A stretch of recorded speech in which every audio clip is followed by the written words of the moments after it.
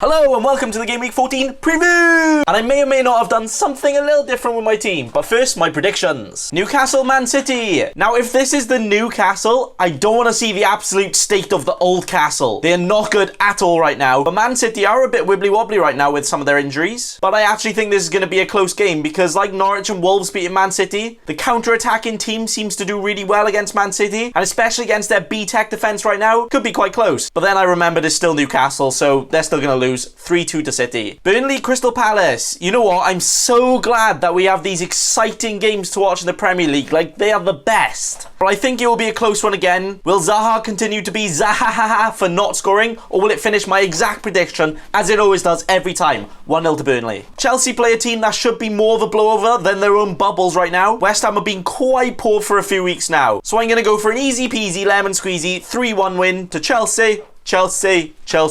Liverpool, Brighton next, with Liverpool looking like they could lose every single week and then somehow still winning. So against an out-of-form Brighton, I think they should do it very comfortably, 3-0, with Salah, Mane and VAR all getting goals for Liverpool. Spurs, Bournemouth. Spurs showing how Spursy they can still be, but I think what they're also showing is that they can score goals. So I'm going to go for a 3-1 win, but in typical Tottenham fashion, go 1-0 down first, and then go on my son finishes it off. Southampton, Watford. The battle of the bottom two teams to see who is the true shitest. A combined 1 win in 8 games for both is going to make this a very exciting game. But I think Southampton being at home, they should get the win with Danny Ings getting the ball ins. Norwich, Arsenal. We could potentially see the Pookie party ending a managerial career at the Gunners here. Emery is generally on his last legs. Like, he might not even make it to Sunday. You know what? He might not even make it by the time this video comes out. But I definitely think his time is done. He's past his best before date and he's starting to get mouldy. So I'm going to go for a 1-1 draw. Wolves, Sheffield United. Could be a really close one. I feel like both of these teams can do well to kind of cancel each other out but still play some good football. But there's one lord you can't cancel.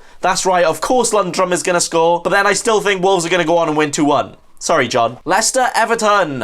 Marco Silva will still be in charge for this game, and probably only this game for Everton. Surely going to get downgraded to Marco Braun soon with these results. But you know what? I think they won't play too bad, which is why I'm going for only a 2-0 loss and nothing more, with Vardy at the party. And finally ending with Man United, Aston Villa. Man United resting their team and playing youth players like Chong and Lingard in Europe, so their team should be nice and refreshed. I'm going for a very close 2-1 Dan James 50-yard screamer. And that is it. We are actually seeing a lot of the big teams play a lot of the lower league teams here. So the average could actually be higher than Snoop Dogg on a normal day. So lots of points to get, which I will get in my team, with my team being this. Now, I've already made one transfer, which was Connolly to Danny Ings. But now that kind of means I have to bench one of Mane, De Bruyne, Martial, Madison, Mount or Abraham. And well, thankfully, I'll get well soon, Tammy, Abraham fell awkwardly and hurt something. Could be his hip, could be his rib, could be his nipple. But he probably won't be able to play the weekend, so I think this is what my team will be. But I still have one free transfer, and I was very, very close to doing it. But let's just have a word with my players first. In goals, we're going for my man Pope again. Can he make it a turkey of clean sheets with 3 in a row? Or is Ryan just going to tease me too much on the bench? This is Pope's last good fixture for a while, so could be his farewell. So maybe as a farewell package, he can deliver me 2 clean sheets and 3 penalty saves in one game. That would be very nice, please and thank you. But against Palace at home, I think he should be able to cook up something. Maybe a turkey. Next is Trent, who apparently has been on strike for a few weeks now, until he definitely strikes this week and scores. Come on, against Brighton at home, you can do it, lad. Like I said before, if any other player was returning as little as him for his price, he'll be gone. But for their fixtures, he definitely stays until probably the blank game week. Oh wait, every week for Trent is currently a blank game week. Come on, Trent. Then we have Sayuncu with Everton at home. Could be the last Marco Silva Everton, which ain't the best right now. So could be 5 clean sheets in a row. Damn, son, that would be very sexual, but I actually think it could happen. His price has now rose to 5 million, and you know what? I still think he's great value. And our final defender and our final lord,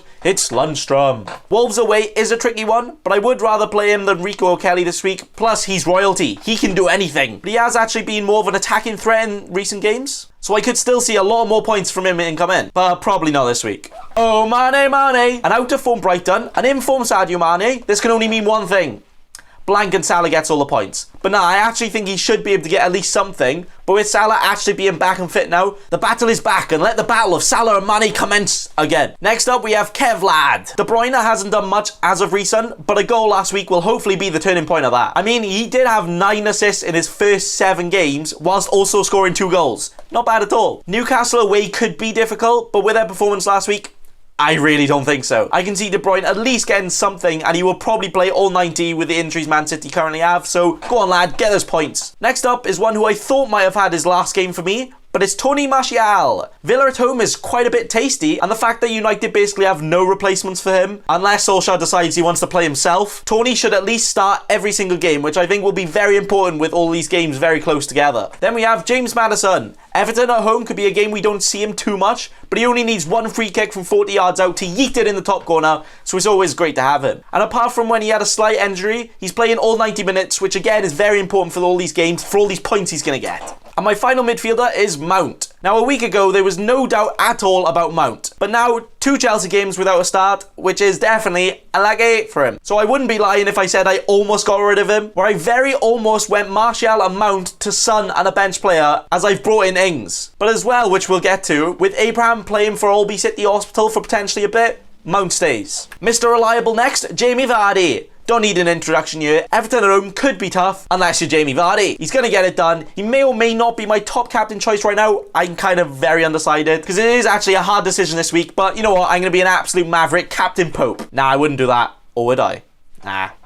And finally, we have my transfer in, Danny Ings. Which you might think, why? But he plays Watford, Norwich, Newcastle, West Ham and Aston Villa all next. That is literally the perfect fixtures right now. And he's in good goal scoring form right now. And being at the low price of 6 million, it means I had enough money in my Barclays bank account to upgrade Connolly to Ings. But now this is kind of giving me a slight headache on what player I would drop. But then Abraham got hurt. He picked up an ouchie. Not sure yet if and how long he will be out for, but I don't think it's worth risking him this week. That means I can leave him back at home on my bench and play the rest of these players. And then next week, depending on the Mount situation, I could see myself going Martial and Mount to Son and then playing Tammy again. But that all depends on what happens. But one thing that will happen is I'm going to get a lot of points this week because I have 9 players playing at home. So you know what? That's very nice. So my team is kind of all up in the air. I don't know what's going to happen before this week. I don't know what's going to happen after that. So make sure you follow my Twitter at NathanBaconFC. Thank you. And that is all I have today. I'm really looking forward to this week. I hope it goes well for you too. Thanks for watching, and remember,